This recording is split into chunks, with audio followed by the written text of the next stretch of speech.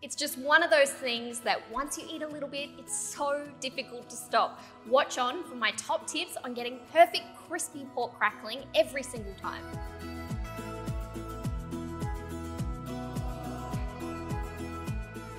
Okay, so the ingredients, there's really not a lot, is there? Just one beautiful piece of pork belly, about 1 kilo with the rind on, some rice bran oil and some good quality sea salt flakes.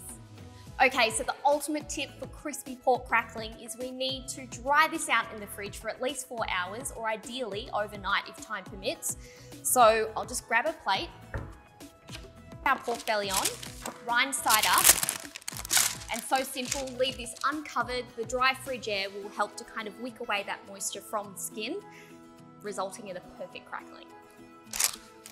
Okay, so we've magically transported in time. It's been 4 hours. This pork belly's been in the fridge. It's nice and cold. Let's preheat the oven now to 220 fan force, and then we'll come back and finish prepping this.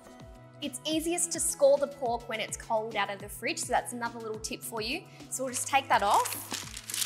Then we'll give it a little pat dry with a paper towel. You need a really sharp knife to score the rind, and we're going to score it at 1 centimetre intervals, but you don't have to be exact. I'm actually horrible at judging 1 centimetre intervals, so I'm just going to kind of make a little mark with my knife before I cut. We want to be careful not to cut through to that meat layer as well. So the reason that we do score is so that fat layer that's sitting underneath that skin can kind of render and come through and make that crackling crisp. Now we're going to rub some salt flakes into the rind, so it not only helps to season the pork, but it also helps to draw out excess moisture, again making that crackling super crispy. Ensure the rind is well coated in salt and that you rub it in between the scoring too. Salt Bae.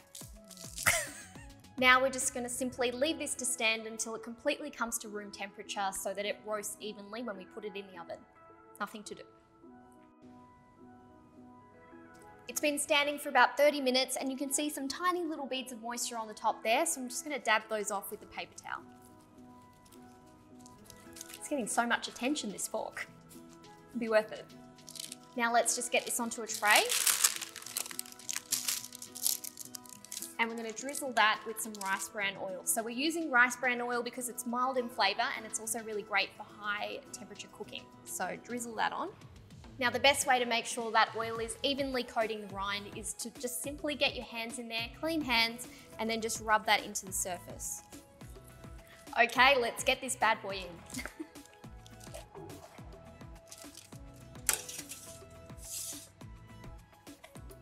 I already can't wait.